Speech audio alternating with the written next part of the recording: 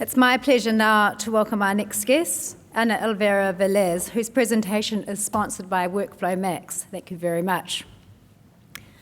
Since graduating from the AA in London, Ana has based herself in Medellín, Colombia's second largest city, where she founded the office of Ana Elvira Vélez Architects. For the past 2 decades, Ana has been closely involved in the urban regeneration of Medellín, a city which, in the 1970s and 80s, experienced rapid population growth, a prolonged economic crisis, the depredations of drug cartels, and civil unrest. Ana is one of the generators of social urbanism, a term coined in Medellín, social urbanism, and is animated by a commitment to urban livability, social equity, and environmental stability. Some of those goals may seem familiar to us. We hear the rhetoric here in Auckland.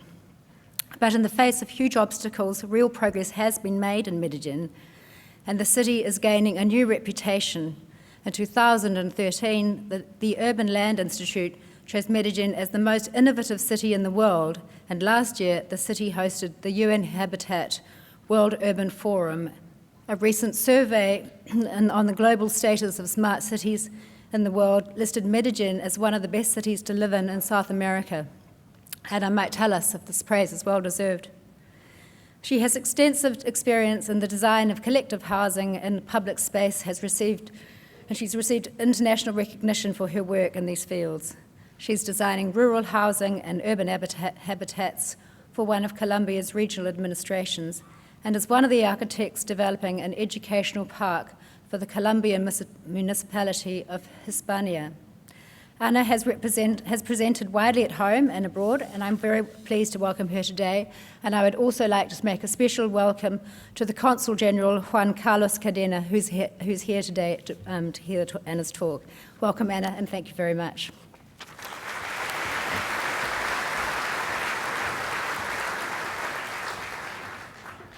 Okay, good morning. I really can't see anybody because the lights are really strong, but I'm very grateful of everybody being here.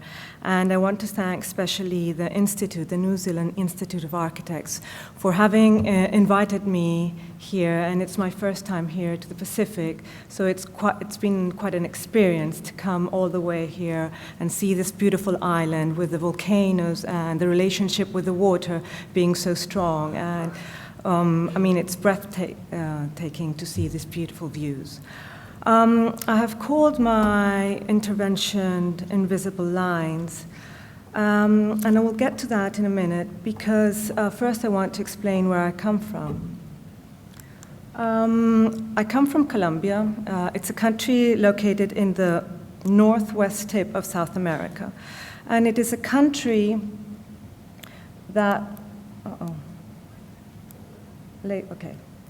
where it is crossed by the Andes that begin in Chile and go all the way up to up the coast. And when it arrives to Colombia, it breaks into 3 main fingers of Andes. So part of our country, half of our country, is mountains. Then we have the Amazon forests, which start at the bottom, and it's almost 1/4 of the country, and driving all the way into Brazil. And we also are the only country in South America that has a fortune to have both oceans, the Atlantic and the Pacific.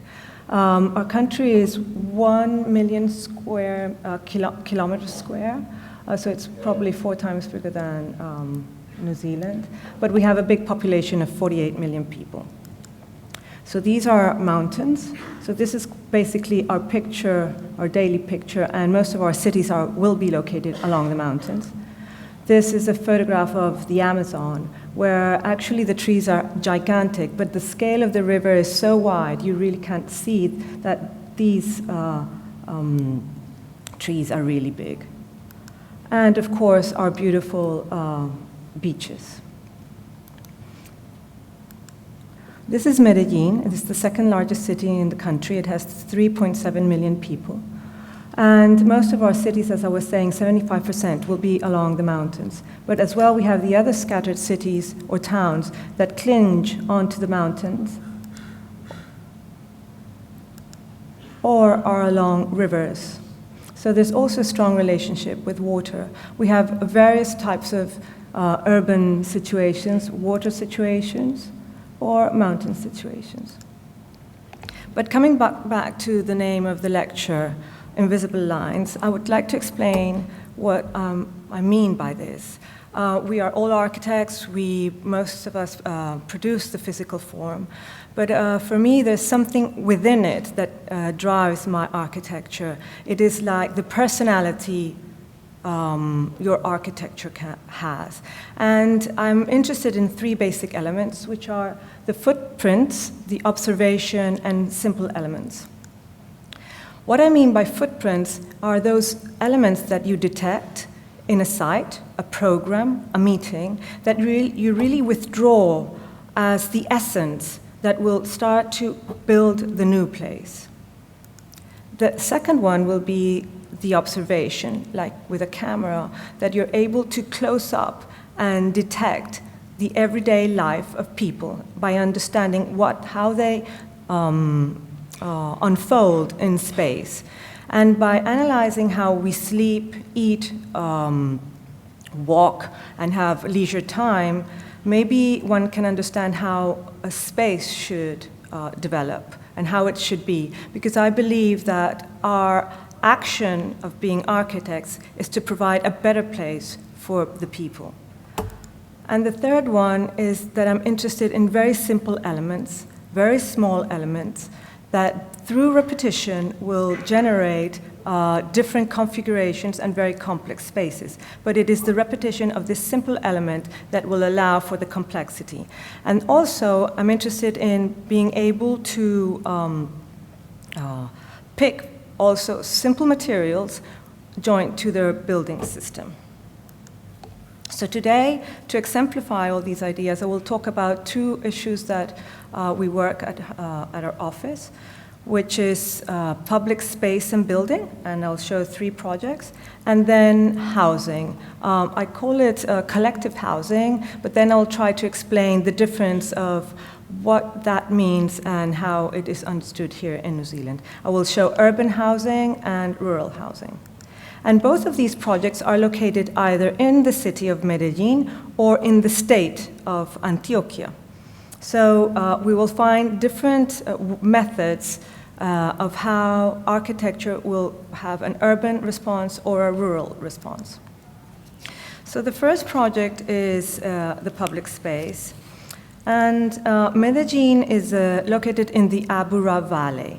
It is a long and narrow valley of 7 by 30 kilometers long, 1,600 meters above sea level, with the river in its basin.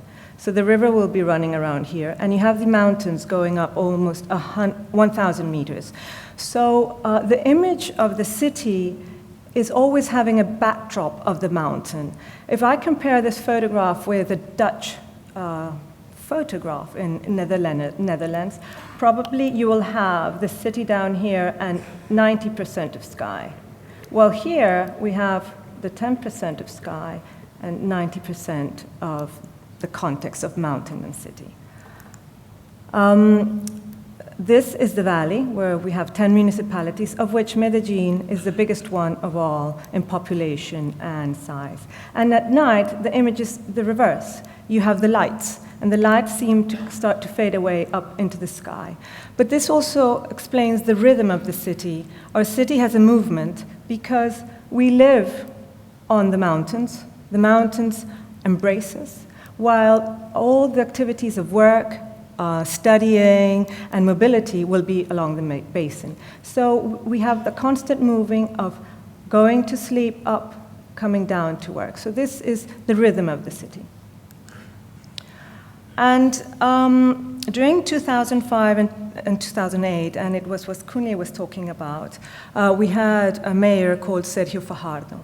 And his slogan was, Medellín must be the most educated. And several actions in terms of urbanism and architecture serve to solve the big social inequity and the long historical debt. Social urbanism emerges as a tool to understand and generate a change in marginal neighborhoods at the north of the valley. The main objective is to understand that urbanism and architecture can be an expression of profound political change where the process, more than the element itself, will be important. This is one of the schools that was built. It is in Santo Domingo. This is a slum area. But having these new schools made by the best architects of the city, this is a school done by Carlos Pardo and his office. It starts to change the situation because people then want to come and visit the school, so it becomes a tourist place for people that had never gone to these areas, and it transforms the lives of the people, and people become very proud because other people are coming to visit them. So slowly, this architectural element, or urban element, starts to transform the streets and the neighborhood. The northern centrality is also developed as a strategical area of renewal. If this is Medellín, this is north, this is where the center or downtown is. And this is the new development that is done during these 3 years, 2005 to 2008. This is an area was the border between downtown and the working class neighborhood, and it was the poorest. Therefore, 3 specific projects were developed to generate this northern centrality. One of them is the Northern Park, associated with Explora Park, which is a museum, a science museum. This, along with a Carabobo Street, which is a traditional street that unifies the northern centrality down to downtown. And the second project is the Moravia Museum, which is a cultural center. And the third one will be the Botanical Garden. This is the one I'm going to talk to you about. With an area of 14 hectares, the Botanical Garden is located then in what we call the northern centrality of the valley. Just right here. We have I'll mention, this is the river. And we have a metro system that runs along the river, but when it goes into downtown, it goes up, it's elevated all the way here, and then it lands again along the river. So this is our metro system running along. This is Carabobo Street, which will be transformed as the main street to unite downtown with a northern centrality, and this is the Botanical Garden. So for more than 40 years, the Botanical Garden had treasured an exuberant garden hidden behind a 4-meter-high white wall, 1.5 kilometers long. And this project was designed with an architect from Bogota, Lorenzo Castro, who had done several projects of urban renewal. So we worked Bogota and Medellín together. And our question was, if the brief considered the design of a new enclosure, a new entrance building, how could we change these impassable white barriers into a linear park for people to enjoy without being inside? Our first basic decision was to close the ring of the enclosure towards the inside, tripling the amount of public space, generating a linear park with 3 rings of activity: a bike route, a walkway, and green terraces having a variable width of 15 to 40 meters wide, depending on the situation. And to achieve this, we designed 3 basic elements. The first one was the enclosure itself. This would be like the footprint or the setting of the image of the new place. It was a rhomboid module adaptable to the minimal surface changes, allowing a democratic enclosure with 100% visibility in both directions, almost fainting itself into the distance. You kind of don't see it anymore. The second element would be the floor, which would give it a new identity. Conceived as a gray pixeled carpet with mosaics of native plant and species, these huge white leaves are randomly placed, giving an identity to the area of the park.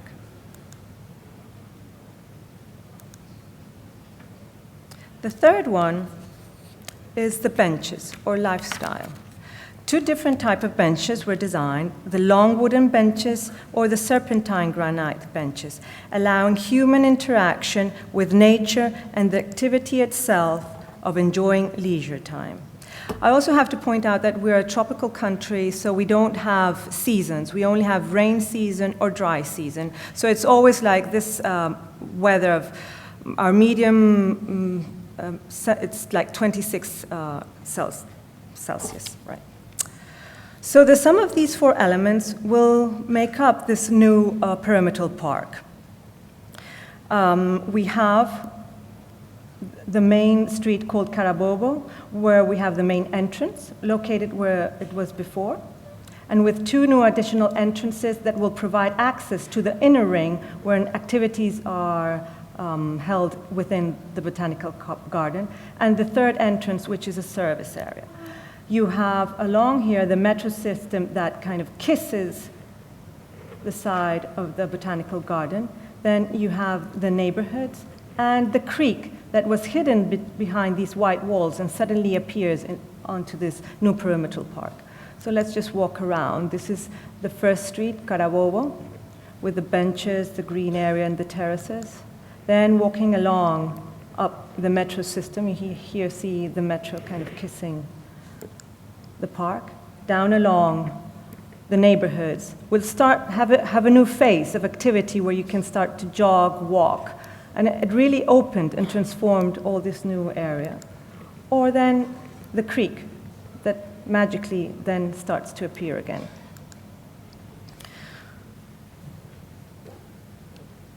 This is then the other element of the design, which was the entrance, which we call the Forest Café. The Forest Café is located at the southwest corner, where the old entrance used to be, offering the first image of the garden to the city. The building is a threshold which prepares the pedestrian through an empty mineral courtyard to enter the garden, leaving behind the urban conglomeration. The building shades a coffee shop, a boutique, and the box office. Two elliptical concrete inclined walls overlap to create the entrance gap, which flows into a space of silence, a mysterious space. So these are two half moons, maybe to describe it, that overlap each other to create this inner courtyard. And the overhang, the shadow of the overhang will create the activity of the cafe or the boutique. And the program asked that it had to have an inside and an outside. So the enclosure kind of touches the borders, allowing to have a cafe that's outside, but when you go inside, you have an inside cafe. That was something about the program. So I'd like to show the process because somehow it's very important to see how things are done, because I believe in the process of architecture and the force it has in thinking about the projects. So even it had a complex geometry, I think the process of construction was amazingly fluid. Over the elliptical foundations, the inclined walls arise as woven iron baskets. The inside walls of each of the 2/4 moons of the courtyard maintain the same horizontal height, having 1/4 moon higher than the other so that overlap could happen. Then the wooden framework is held along the iron basket for a concrete to be poured in. The slope of the roof modifies accordingly to the width of the 1/4 moon, because you have the same height in the inner wall and the same height in the outer level. These two heights were the same, but the 1/4 moon was the length was different, so this kind of moves around a little. So it's just the overhang where, the activity of the boutique or the cafe will happen. And we designed an inner wall, an inner wall that would provide the services either for the boutique or for the cafe. So this is the appearance. And as I was saying again, the photographs, you almost don't see the sky anymore because the mountains are really high. So this building cuts the urban fabric. You see the Botanical Garden, and then at the back, backdrop, the mountains with our barrios, our neighborhoods. So let's have just a walk through. The gap between the 2/4 moons generates the access to the courtyard, and as a visitor, one enters this fluid concrete surface with a mineral finish that cuts the urban image of the city, allowing just to see the treetops, mountains, and the sky. And the sound of the water in constant movement down the drain isolates the sound of the city. So this is the preparation to going inside the Botanical Garden. It is to go into this space, to cut off the image of the city, hear a different sound that's not the city but water, and then through the next gap, you enter into the Botanical Garden. So the Forest Café, more than a building, intends to create a new atmosphere, rich in environment and uses, and offering activity to the garden and to the city as well. These are two photographs of before and after, and the decision of enclosing enabled the Botanical Garden to not only transform its outer skin, but also to finance its inner restructures with the orchideorama, the laboratory, and the outdoor theater. My next project then goes to the outside, to the territory, and this one has just been inaugurated 2 months ago. This is the Educational Park of Hispania, and it is with the governor who used to be the mayor of the city. He now is the governor of the department, Sergio Fajardo. His main goal is to fight inequity through education. By implementing 80 educational parks, he wants to transform the motor of the cycle of our people in Antioquia. The aim is to ensure the right of education by strengthening and defending the quality of public education. And I quote what he said: Antioquia's people will have the opportunity to learn technology, entrepreneurship, science, and human talent, to be able to improve their living condition and strengthen their productive vocations. The Educational Park is an emblematic building. It is a place of hope where young people are going to build their future. It will be a meeting point, a place for social integration, and it will show in 200 years how our history has changed. So this is a photograph of the architects. We were chosen by competition. It was a public competition of your CVs, and you proved several things they required. And as well, the municipalities had to compete to be able to win one of these buildings. And when both of them were together, this is the mayor somewhere, can't find it, there? No, the governor. With a ballot, he would take a ballot and give it to each of one, and that was the town we got. So I got Hispania. And Hispania is a very small town, just an hour from my city, from Medellín, on the coffee region. It's only 25 blocks big, 4,500 people. And there are several things that really impact me when I arrived. The climate is much, much warmer, I mean really hot for us. But it had a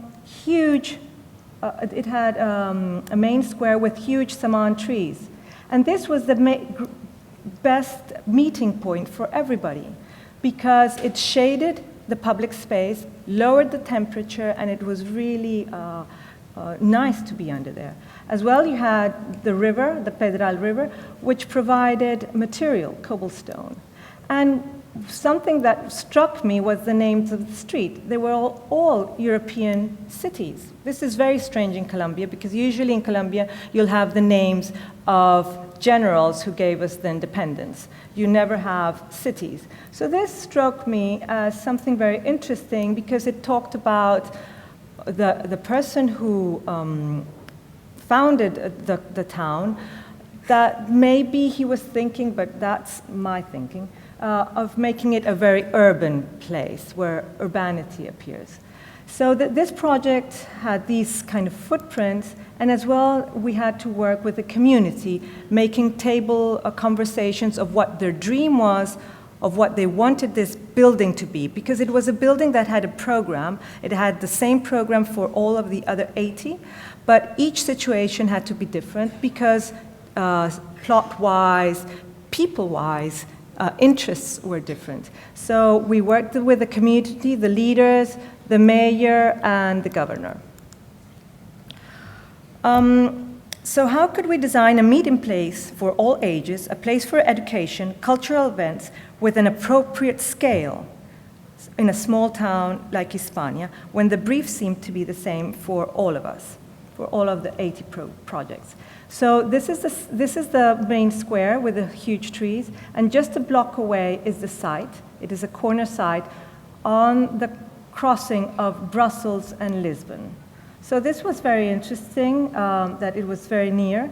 And from the picture, aerial picture, you see that the inside of the blocks, they're always with courtyards. So courtyards are very important as a place at the backside of the house, but we saw it that it could start to become like another meeting place, an open space that you could go through into and out again. So the first strong idea was that this had to be a strong connection of the main park to the educational park. Brussels had to be transformed into a more pedestrian and connection.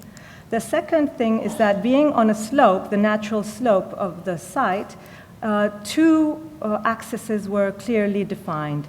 One would be a staircase on Brussels Street, and the other one at level to open to the backyard. So that situation defined a movement of open space, defining area that would be where the educational program would be held, that would be flexible enough because of the structure that was designed to be 1, 2, and 3 rooms, because this is the whole thing covered, or 2 rooms, or 1 whole room. So that was very important. And then you have services along the neighbors with a coffee shop and a library that will activate the patio at the back. 2 main elements were designed, which one was a wooden truss to achieve the flexibility of the space, the height that we were searching to lower down temperature because it's very, very hot there. And the second one was these concrete trellises, because even though we had to close the building, we wanted it to feel open and that the air would be in constant movement to really achieve inside, but with natural constant ventilation. So this is part of the process of the construction.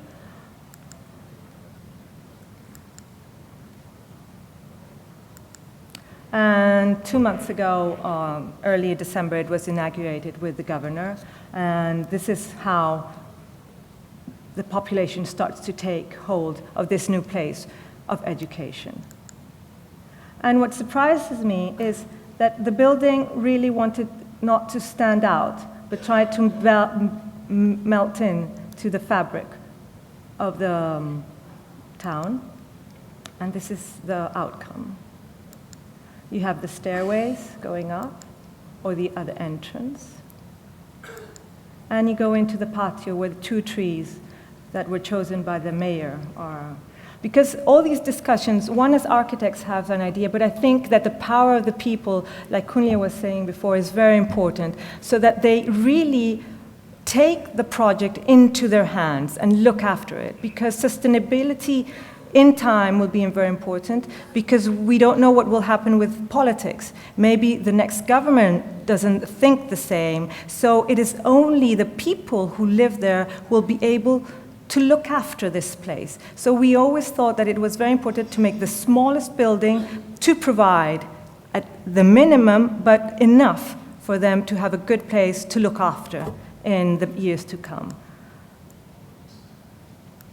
And this is the inside, which actually was very nice to feel that what we thought would happen is that it would be a very comfortable place to study because of the temperature. Because when one studies under high temperatures, it's quite difficult. And of course, we couldn't have air conditioning or anything like that. We're a third world country, so.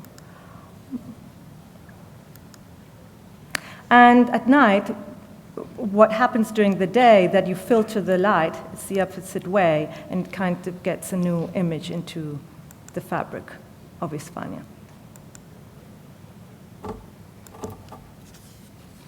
And the third project that also has to do with education is this rural school called Altos del Mercado. Altos means height, Mercado means market. This I designed with Juan Bernardo Echeverri, a friend of mine, in 2012, and it was built that year. So continuing the educational program of government, new rural schools are also being implemented. This is the case of this elementary school located in the small village of Marinilla. The rural school is for 180 children from a village on top of a mountain range, overlooking the most beautiful cultivated slopes. On the site, there was an old structure that served as a school, but it was insufficient in size and had structural problems. The site had a pathway along the border that united one side of the mountain to the other. It was a shortcut for people not only to access the school, but for the rural people to walk through. So this was very important. And there was a sports field just down the slope.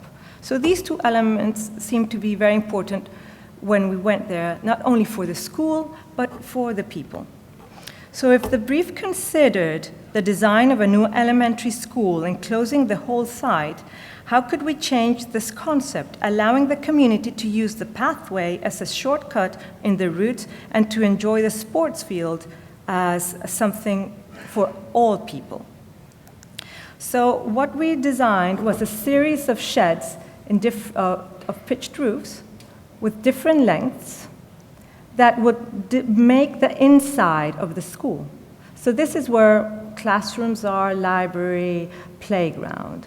But it defined the inside, while the outside would be public completely, the pathway, the sports field, and even the last shed could be used by the community by having a closing element here. So part of the school becomes public, while this is private. And along the region, one finds productive sheds that adapt to different topographical conditions and under which several products are cultivated. Our school has a memory of these simple structures that produce food. So we have a system of pitched roofs, sheds. They are our basic element in the school. The structural design is part of the architectural image, having load-bearing walls, concrete beams that hold up the wooden pitched roofs. The school works in one level, except for the dining multiple area, which was this one, which is 1 meter below and allowing to have a hierarchy within the system. So we have that the school is completely closed, but its borders will start to be related to the outside. So this in-between element of defining what's inside or private or public allows, architecture can start to define these lines that are in between. The sports field then is open completely, the pathway, and we go into the school. And as well, the sheds not only provide the classrooms, but they have huge corridor for children to be when it's rainy season, or when it's maybe having a break, and the playground. This is the libraries and the classrooms with huge windows that have a relationship with the outside. That's the dining room. So they're very simple projects, sitting in powerful, I think, situations. And we try to combine both of them, putting architecture and nature together, combining them, and giving like a new meaning to what a school is. I probably should have shown what the school used to be before, but they were so closed, so damped. Now children want to go to school because they have this new feeling of a very, it feels bigger, it feels nicer, and I think that's the power architecture can have. And now we'll go to our second theme, the last theme, which is the housing. During 2005, 2008, which was when Sergio Fajardo was mayor in the city, Medellín promoted the construction of public housing by lowering taxes to the builders. And it is the time we developed the two projects which I'll show, which is La Playa and Punta Piedra. These houses, we have two type of collective houses. One is VIS, which means that it cannot cost more than around $40,000 US. That includes land and all the process. It cannot be sold for more than that. And those are for, one would say, the middle class people. And then the other section, which is VIP, doesn't mean they're very important people. It could be translated, but it is priority people. And that will have to cost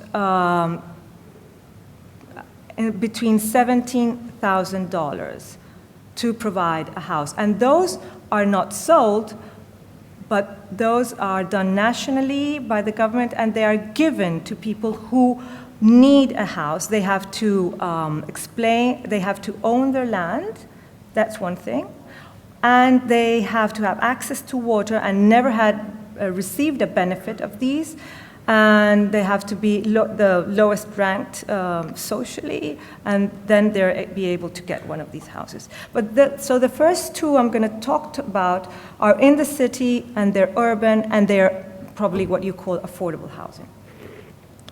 And what they wanted to do was to promote this housing to be in the city and not in the outskirts. Because usually builders will buy cheap land on the outskirts.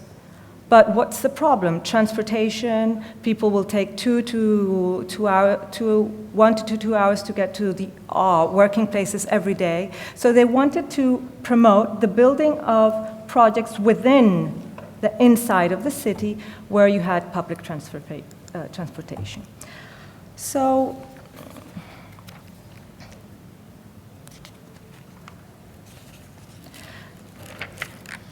one of the basic needs of human being is to dwell.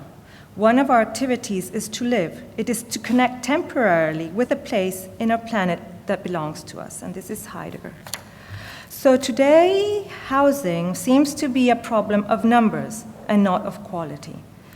So how can we solve the problem of a unit whose area is minimum, depending on the context, and it repeats itself to the limit in a plot of land?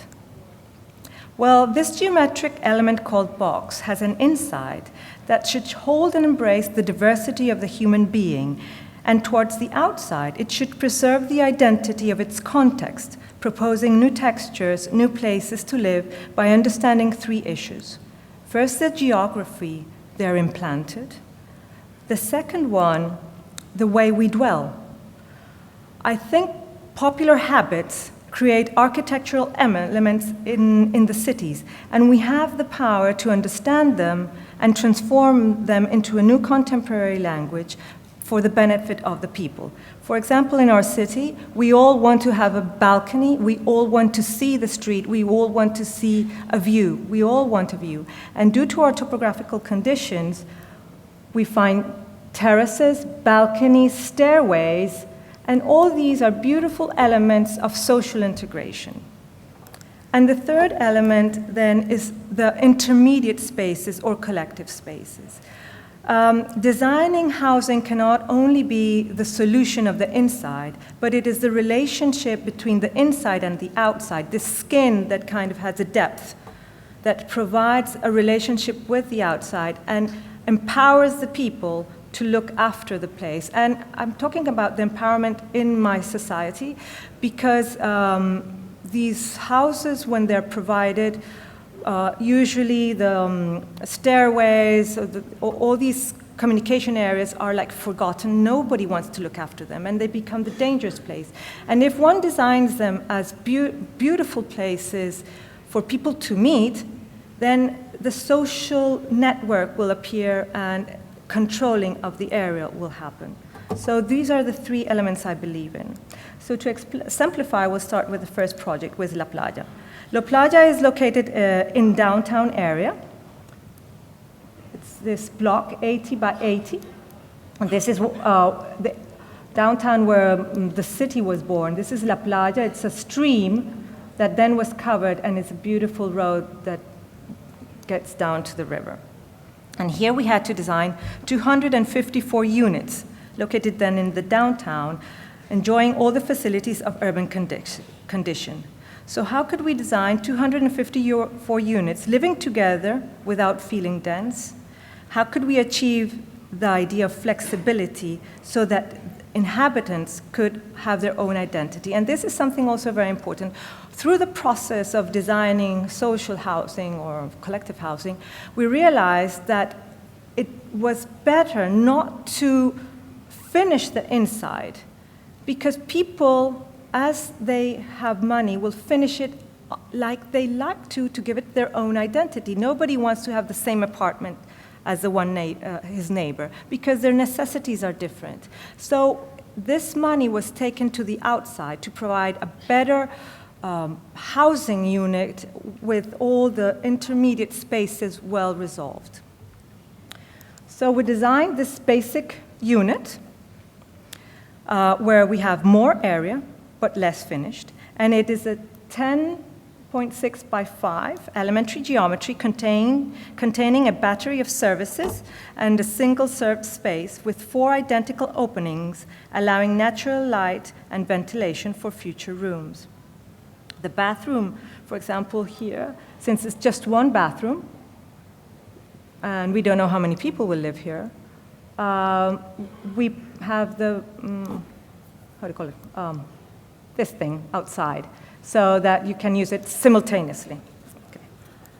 But these were some designs, and we made about 30, showing the possibilities of how it could be arranged. You'd have 2 bedrooms, social area, a studio, can't see very well, a big room, 1 bedroom, or finally with 3 bedrooms and the whole thing.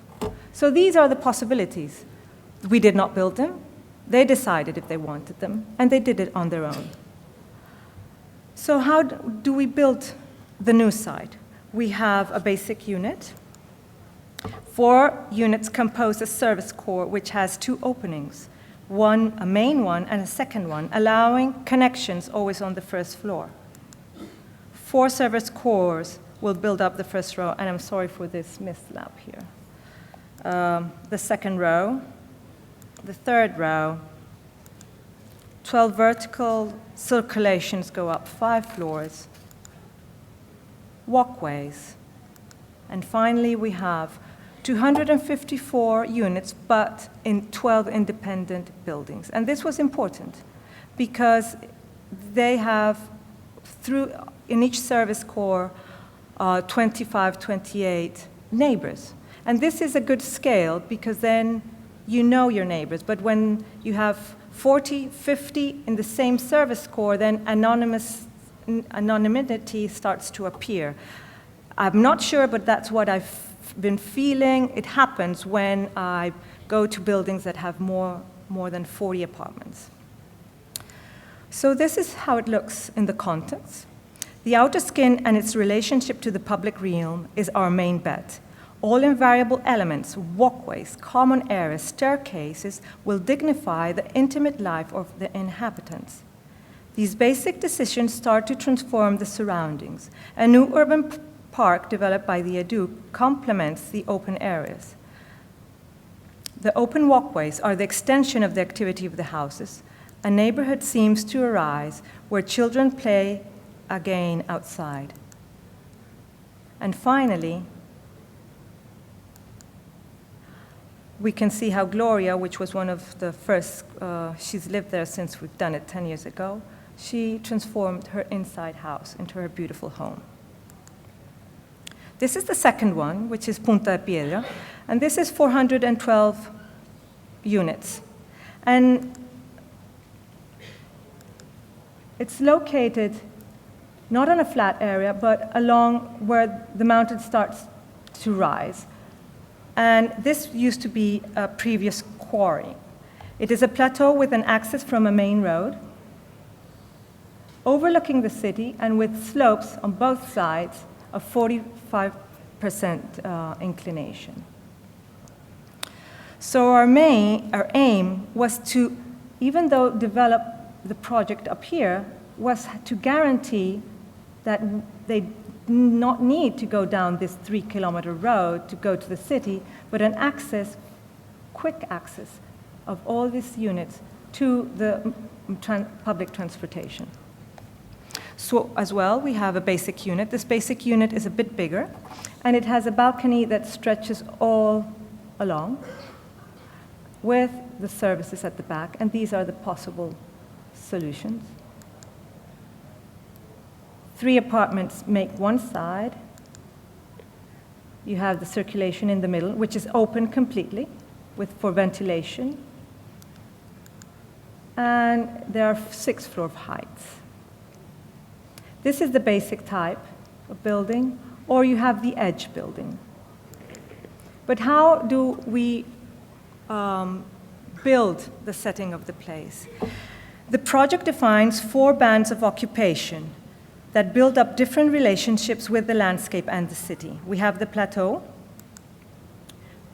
that defines the parking area, and then we have 7 6-floor buildings arranged in a fan over the plateau, with green areas between them, opening towards the mountain and the city. The serpentine is an intermediate band that marks the gap between the plateau and the edge. The line gives access to the lower level of the parking lot and to the edge buildings by bridges. Along the edge, or the crown of the slope, we have the buildings arranged, the edge type, following the contour of the lines. And in the corner, we have an open space that allows the connection through a park, open park, to come down to the city. And the buildings have the back, the circulation towards the mountain, and the views towards the city. Then we have the lower band. It is the connection to the city. A pedestrian communication is achieved by an elevated tower, which is 16-story high with of shaft, accompanied by a 45-meter-long bridge, thus motivating the use of public transport. So from here, you cross that bridge, come down, and then you have public transportation. So this is the project that, with this element, we were able to make it more urban because of our topographical complications. These 2 designs have very basic determinations. One is to design the compound without enclosures, because in Colombia, everybody wants to have a closed area with someone saying you can come in, you cannot come in. So that is something we definitely do not like, and we fight that it has to be designed openly. We separate the cars from the buildings to allow pedestrians to walk along the housing complex. We use topography, geography as part of the urban proposal, and we offer more area, less finished, to allow a flexible plan. This is my last point, so it's not so long. This is the housing in the region. For the last 3 years, I've been consultant for VIVA, which is Antioquia's housing corporation, designing rural and urban social housing in the territory. This has really opened my mind because I've realized that somehow education has not really set us up to have solutions for rural areas, but only for urban. And I believe schools have to really start to focus on teaching students how to understand rural life. Because when we arrived 3 years ago and saw what was being done in this corporation, they had a plan which they really did copy-paste. And it would be the same on the mountain, on the river, cold, hot. And it was designed as an urban house. And rural life is completely different. So Antioquia is responsible for more than 70% of the nation's housing deficit, so it's quite huge, where we have 38 houses, 30,000 houses in deficit of rurality, and 57. This is huge. We'll never be able to find a solution, but we're trying. But also what was striking was to understand the relationship of land and people. We have Antioquia, which is divided in 9 subregions, and we have Medellín, the valley of Abura, where 90%, I'm reading right? We have the Abura Valley, which only has 2% of the territory, and where 55% of the people live. But in the 98% of all this is where all the rural people live. So this notion of vastness is quite important to understand. So that was striking. And how does VIVA tackle this problem? We're trying to do 20,000 new houses in this period with 3 strategies. A rural strategy, providing different prototypes, dispersed housing, which are in the small towns, but isolated. It's just one little house in the context. Or we call nucleara, which means they're together, which is a multifamily housing complex that are to be designed from 16 units to 100. That would be the maximum. And these are different prototypes to be able to design different solutions, and it would not be like the same brand put all over the place. So that was important.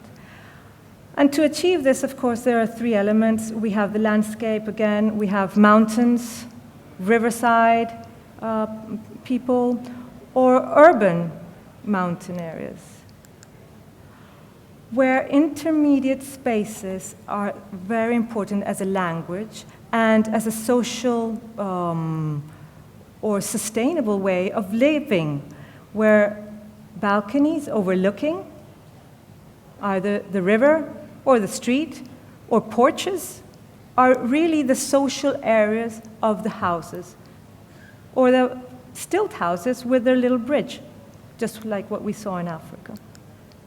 So our solution was, even though we had to provide minimum this 36 square meters in the rural area, 42 in the urban, we bet on giving these intermediate spaces. So we had to stretch the money, because we wouldn't get more money, to be able to do this plus that. And as well, we had to be sure that the image was an image that reflected the idea of a home, and it wouldn't be something afar by language to these contexts where we're going to be. So we'll see 3 rural houses that are being built. These are all we've designed, different prototypes, to understand where they should be located, because we also have different ethnical groups. So housing has to respond to the people. We really have to understand what people want. So we'll see the first 3. We have the tea house, which is in the mountain. We have the stilt house, which is along the Tratori River. And we have wooden housing. So the tea house understands the pitched roofs house, the corridor, the bathroom always located outside, because rural people are working the land from dawn to dusk. And when they arrive, they need to wash before they go in. The house is a clean space. So we designed a very simple element with 2 identical rooms, the service areas, where the bathroom is the outside, the kitchen, and these open wooden doors and a pitched roof. Building is not easy. Transportation is just like that. The quality of the construction is not easy. So we are learning in the process that, for example, government has to understand that the setting of a place has to be provided, because a lot of money will go just digging, making it flat. So here we are building them. So they're very small houses. This is the stilt house, which is along the Trato River, and these are communities that live along this huge river, between the river and the forest or the jungle. And the water provides everything, but also takes away everything. We have flooding, you see it here. It will go up almost 2 meters. So we had to design these new houses that would be able to provide shelter for this situation. And these, then, and also another thing that was important is that materials had to be from the place. They use wood to build. They know how to build it. We have to understand their craftsmanship. So we design it with them, and they needed, because the families were bigger, 3 bedrooms, a porch access, social area, bathroom, and kitchen. And these are the houses that have been built at the moment. They're very simple, but as Kunle was saying, they live very happy, and we have to understand that their interests are very different as well from ours.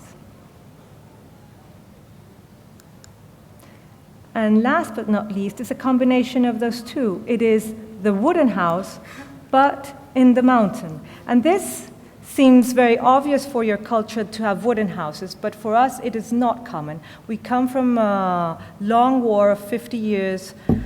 We are now in the process of peace, not yet signed.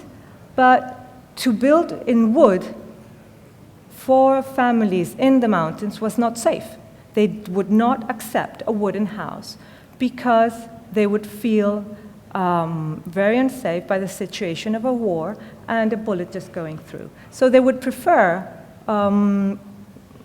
concrete housing. But this is a new process, so we have to have social workers to teach people that this is another possible way, and it's easier because it's more adaptable to the situation, to the landscape. And these are the houses that were built.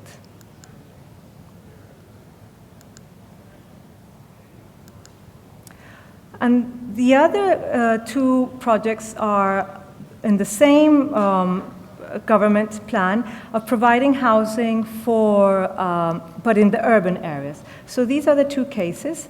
We have small towns, and we designed 4 different prototypes.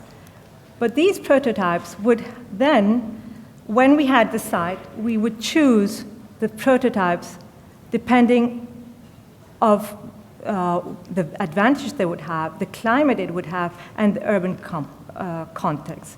So what we were interested was to give solutions that would adapt easily to the plots of land and responding with different geometrical situations, because we didn't want a building to be repeated all over the department.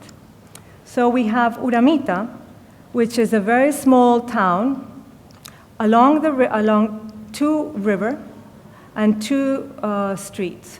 And it's like an octopus. It just has legs of streets with houses on both sides, a very steep mountain, and then the creek down below. And this was the site, and we had to design 36 new houses. So we designed this prototype, we chose this prototype, which is very similar to what you've seen before. We have an entrance, social area, 2 bedrooms, the battery of services, and the balcony. So this is the extra element we have. So this is 42 square meters plus 2 square meters. But the building, what we wanted is to create a system that allowed people not to continue the street and shut off the backyard, but to allow people to walk through to the basin of the mountain, because this is an area where people climb up the mountain to throw themselves in parachutes or whatever they fly down. So we wanted to promote this movement along this space. So this is the buildings that are being in construction. They look quite large, of course. I mean, they've never had anything been built for the last 200 years. And they're coming up. And the other one is at the north in the Caribbean, in a small town called Arboletes. This is about, not small, this is 38,000 people. And this used to be the airport. The airport was closed, now because they want to develop the housing along here. So we developed, on this narrow strip, 100 new houses.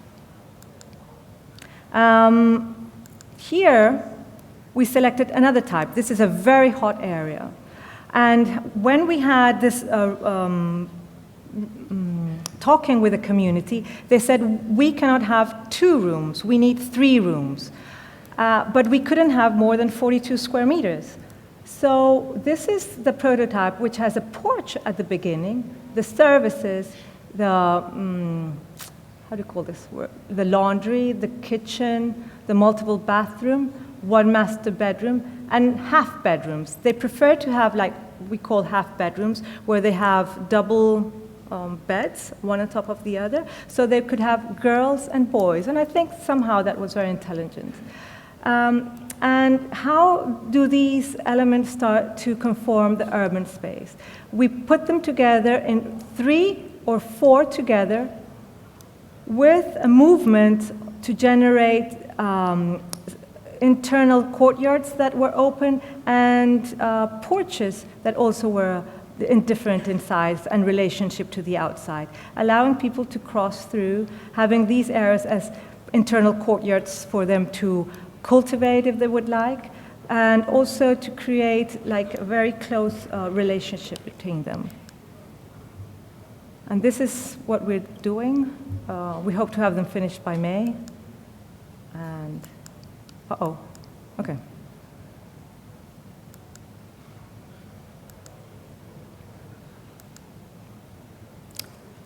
So I'll end with this slide.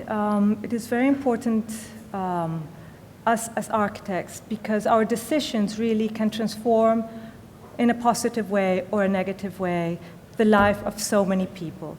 And I must say that I'm not the only one working. I have lots of people that have worked with me, and this is the work of so many people, and I'm only here like an ambassador for all of them. But I also want to thank my family, because when we had the inauguration 2 nights ago here, I was very moved by the words of the Maori when they talked about the family. And it is really important for me to thank my family that allowed me really to come here so far away and have been my support, and my parents that gave me this brilliant education and allowed me to be what I am today. Thank you very much.